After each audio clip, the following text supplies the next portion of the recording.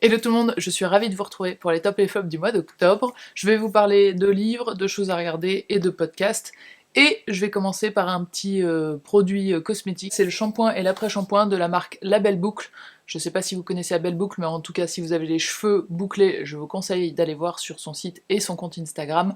C'est une lyonnaise. Elle a maintenant plusieurs magasins, il y en a un à Lyon, il me semble qu'il y en a un à Marseille, et il y en avait un troisième en ouverture programmée. Bref, et elle a sorti ses propres produits.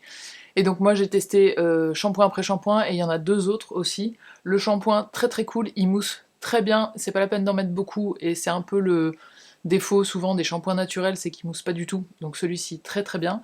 Et l'après-shampoing, il est bien nourrissant, il fait bien son taf. C'est pas le meilleur que j'ai jamais essayé, mais en tout cas il est très bien. Les deux formats sont cool. Le packaging est très mignon. Bravo à elle, on avait fait une vidéo il y a très très longtemps ensemble et c'est trop classe. Son salon à Lyon ne désemplit pas. Donc félicitations Laurine.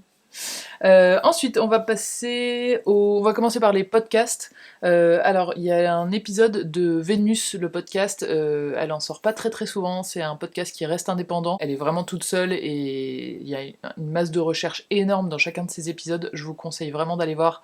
C'est sur l'histoire de l'art et c'est passionnant. Et donc le dernier s'appelle Esthétiser les femmes mortes. Et donc elle analyse, elle regarde, elle explique comment les femmes mortes sont esthétisées, sont rendues glamour, etc. La peau très pâle, une grande maigreur et tout ça, dans la peinture notamment. Et il est hyper intéressant, je vous le conseille. J'ai aussi écouté le dernier épisode des Couilles sur la table où elle recevait Dr Capote. C'est un homme qui intervient dans les lycées et je crois collège aussi pour faire de l'éducation à la sexualité, au consentement, aux IST, etc., etc. Et son interview est très intéressante et il a sorti un livre dernièrement où il explique justement ses interventions, ses façons de faire et tout et ça a l'air très intéressant. Ensuite, en choses à regarder, j'ai mélangé ciné et tout le reste, donc je vous dirai au fur et à mesure. J'ai vu Les Chatouilles, qui est un film qui est passé sur TF1 ou France 2, je sais plus, bref, qui est passé à la vraie télé. Je sais pas s'il est encore en replay, mais s'il l'est, je vous le mettrai, puis je vous mettrai un lien dans la barre d'infos. C'est un livre de... c'est un film, pardon, d'Andrea Bescon, adapté d'une pièce de théâtre qu'elle avait fait avant, qui s'appelait aussi Les Chatouilles. C'est un sujet très sensible, qui est la pédocriminalité, mais la forme du film est très originale, parce qu'il y a elle adulte qui parle de elle enfant, on voit elle enfant, on la voit elle adulte, il y a des parties dansées, enfin la forme est très très originale et le propos est voilà, il faut faire de l'éducation à la population générale pour ça, donc le fait que ça passe à la télé, j'ai trouvé ça très cool. Ensuite j'ai vu sur le même sujet le consentement, ça c'était au ciné, il vient de sortir avec Jean-Paul Rouve notamment et Kim Higelin. C'est une adaptation du roman de Vanessa Springora qui s'appelle aussi Le consentement, que je vous conseille aussi. Et là c'est aussi une histoire vraie. Alors le film, il remplit bien son rôle de mettre mal à l'aise et voilà. Après je trouve qu'on rentre plus dans sa tête à elle dans le livre. Forcément un livre on a plus le temps de creuser, d'aller dans le détail, d'autant plus que c'est elle qui l'a écrit à la première personne. Donc voilà, après qu'un acteur aussi populaire fasse ce rôle-là, chapeau, parce que ça n'a pas dû être évident. Et peut-être que ça fera que plein de gens iront le voir qui seraient pas forcément allés autrement. Ensuite, j'ai regardé sur Netflix, j'ai fini Sex Education et j'ai bien aimé cette, je pense, dernière saison. À mon avis, il n'y en aura pas d'autres. Il y a plein de choses un petit peu différentes qui ont été évoquées dans différents épisodes et tout, et je trouvais ça pas mal. Spéciale dédicace au personnage de Amy qui je crois est ma préférée sur cette saison, et Jean toujours la mère qui est... Je sais pas, j'aime beaucoup cette actrice donc... Et le personnage je trouve bien aussi parce que c'est aussi des sujets qu'on voit pas souvent dans les séries télé, le fait d'avoir un enfant tard, le fait de pas forcément y arriver, voilà, d'accepter de l'aide et tout, c'était chouette. Ensuite j'ai vu sur Canal le film je crois qu'il s'appelle Super Mario Bros. Bon j'ai bien aimé on va dire la première moitié ou le premier tiers parce qu'il y a plein de références à des jeux, il y a la musique, il y a le fait de casser des briques et tout, j'ai trouvé ça rigolo. Et la deuxième moitié, j'attendais juste que ça finisse, j'avoue, je suis pas trop rentrée dedans. Ensuite, j'ai regardé la série Beckham, donc enfin la série, c'est 4 épisodes, c'est une série documentaire sur David Beckham, et j'ai beaucoup aimé, enfin, je m'intéresse pas du tout au foot, ou de très loin, donc il y a quelques trucs que j'avais entendus ou vus rapidement, mais de revoir sa carrière un peu dans l'ordre chronologique, dans quel ordre s'est passé quoi. Je pense que j'avais pas conscience qu'il était un aussi bon joueur déjà, et les décisions énormes de carrière, dans quel pays tu vas vivre, qui sont faites sans qu'on lui demande et tout, enfin c'est assez fou le monde du foot, et j'ai trouvé ça cool. Moi ça m'a bien plu, et puis ça m'a rappelé plein de choses, en gros, je crois qu'ils se sont fiancés ou qu'ils se sont mariés l'année où moi j'habitais en Angleterre, donc ça m'a replongé un petit peu là-dedans, c'était assez rigolo. Ensuite j'ai fini la série Ted Lasso dont je vous ai parlé la dernière fois, et vraiment je vous la recommande chaudement. C'est le coach américain qui vient entraîner une équipe de foot, on reste dans le foot, en Angleterre, et vraiment, et le fait de revoir Beckham aussi, la façon dont il parle et tout, m'a fait penser à certains personnages de la série Ted Lasso, ou certaines actions, ou certaines petites références, donc c'était assez rigolo d'avoir les deux. Et enfin, le dernier, c'est, alors je sais plus le nom exact, si c'est La vie sur Terre, La vie sur notre planète, ou un truc comme ça, sur Netflix, c'est une série documentaire sur, en gros, l'histoire de la planète par les animaux. Donc il y a plein de choses sur les dinosaures, on remonte à pendant 1 million d'années il y a eu ça, ensuite 200 millions d'années il y a eu ça, pendant les algues, les machins, les dinosaures, ensuite les reptiles, ensuite machin. Alors moi je suis assez fan des documentaires animaliers, j'ai découvert des animaux dont je n'avais jamais entendu parler, notamment des petites araignées minuscules qui font des danses de séduction un peu folles, ça c'était assez drôle. Et alors c'est un pour ou c'est un contre, je sais pas, c'est narré par Morgan Freeman en anglais. Je sais pas qui le fait en français, mais donc en anglais c'est Morgan Freeman, et Morgan Freeman il a une voix très douce, une élocution assez lente, et en fait, à chaque fois je m'endors. Pourtant, des fois je commence vraiment pas tard, mais au bout d'un quart d'heure, je commence à avoir les yeux qui se ferment. Donc peut-être, si vous avez envie d'un truc pour vous endormir, ça peut être cool. Ça reste intéressant, mais sachez que il peut y avoir un effet secondaire de sommeil qui peut arriver. Ensuite, je vais vous parler de livres.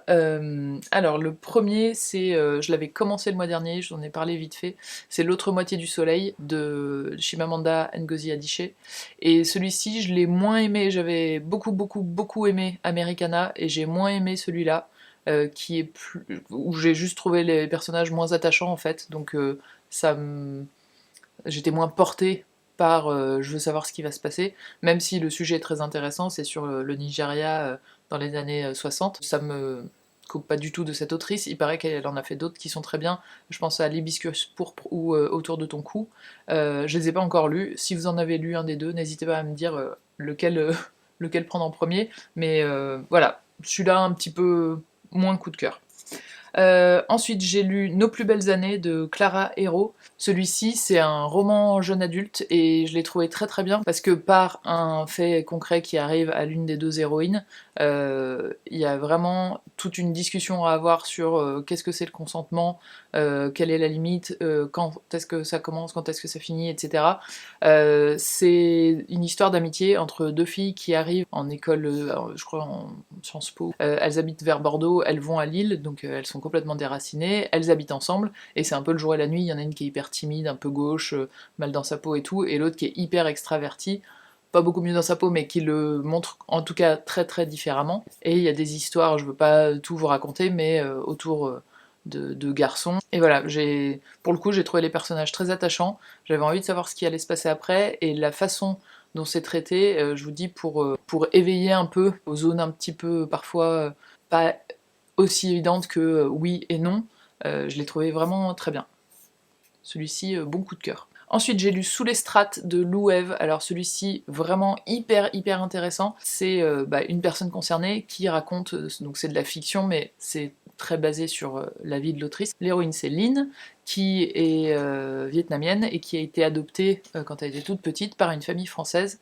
Et donc c'est toutes ces questions, sa recherche d'identité, etc., dans le fait de pas se sentir vietnamienne, mais elle se sent pas complètement française, elle souffre du racisme, mais elle a aucune racine ou attache culturelle non plus à son pays d'origine, etc. Et donc on entend, il y a 3 histoires en fait, il y a l'histoire de Lynn, il y a l'histoire de sa mère biologique, Minh au Vietnam, et il y a l'histoire de sa mère adoptive, Françoise, en France. C'est un peu 3 voix comme ça qui se croisent. Hyper intéressant, vraiment très bien. Et le fait de parler de l'adoption internationale aussi, ça me paraît hyper important sur toutes les questions d'identité, la gestion du racisme, etc.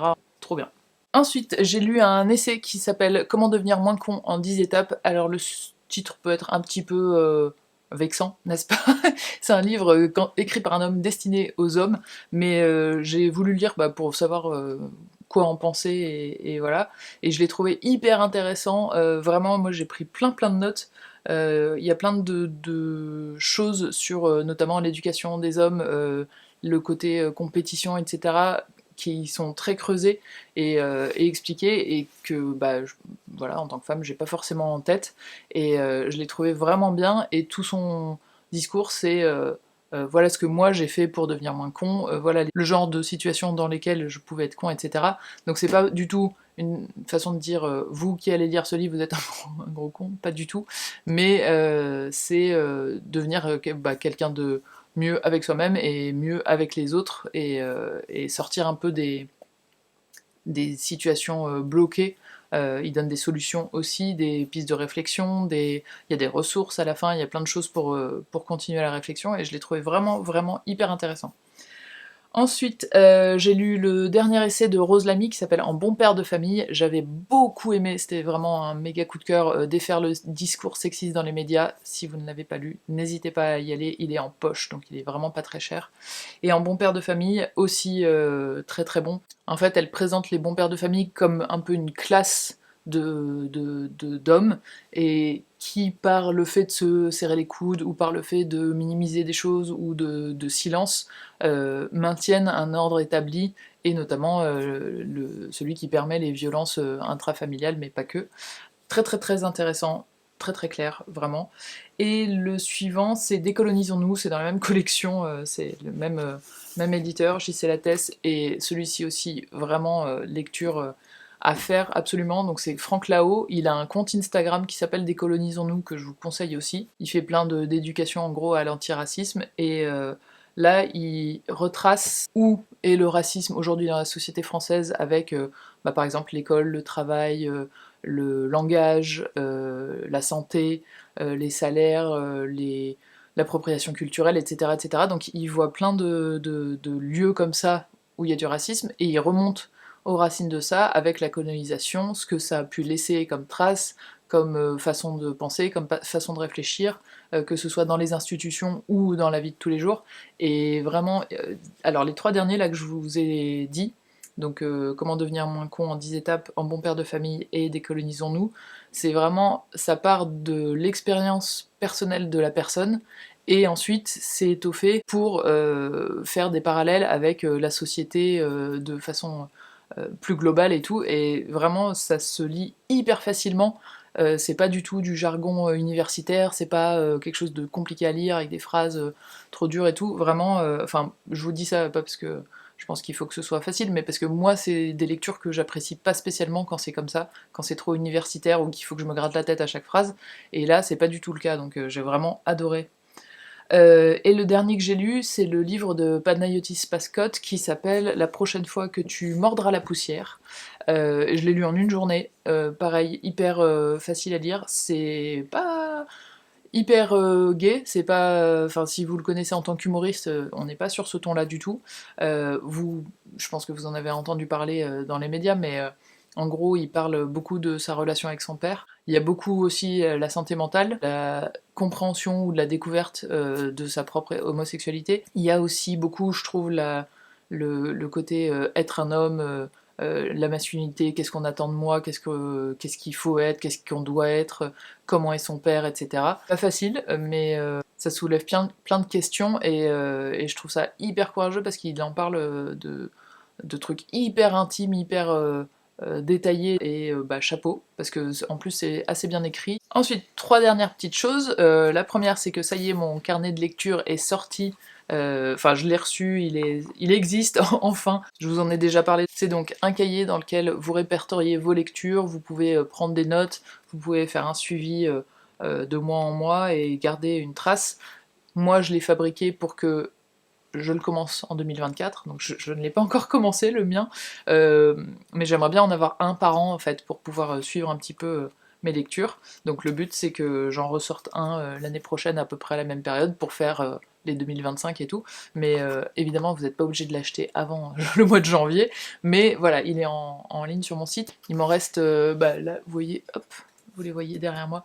Il m'en reste une trentaine ici, et ils sont aussi en vente à la librairie à Soie à Lyon, juste à côté de l'hôtel de ville, elle est 16 rue Pizet, et donc ils sont en vente, ils sont un tout petit peu plus chers à la librairie, parce que forcément une librairie ça a des employés et un loyer, et que je n'ai pas. Et si vous voulez les voir en vrai, lyonnaise, en tout cas ils sont là-bas. Et je voulais vous montrer un truc que je me suis fait, en fait c'était un peu pour accompagner ça. Quand je lis des livres, vous voyez par exemple, celui-ci je l'ai lu, et il est toujours comme neuf, je suis très soigneuse avec mes livres, et quand je les transporte dans mon sac à dos, bah j'aime pas trop si ma gourde déborde, ou si, ça m'est déjà arrivé de plier la couverture et tout, et ça j'aime pas trop.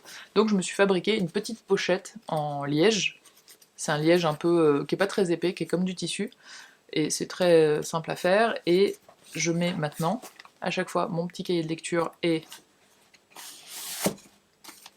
Alors j'ai un petit cahier de lecture, c'est le même format, mais c'est pas le mien, mais j'avais déjà un petit cahier à 5, donc je les mets ensemble comme ça avec un petit stylo, et en fait, c'est pas fermé ni rien, mais ça protège vachement, et je me demandais si j'allais pas en vendre aussi, je sais pas, 5 € sur mon site. Dites-moi ce que vous en pensez, si ça vous intéresse, sinon c'est aussi juste une idée, en gros c'est un rectangle de liège qui est cousu des deux côtés, je pourrais peut-être faire un tuto aussi, je sais pas, dites-moi ce que vous en pensez, mais en tout cas c'est devenu mon accessoire de lecture chouchou quoi.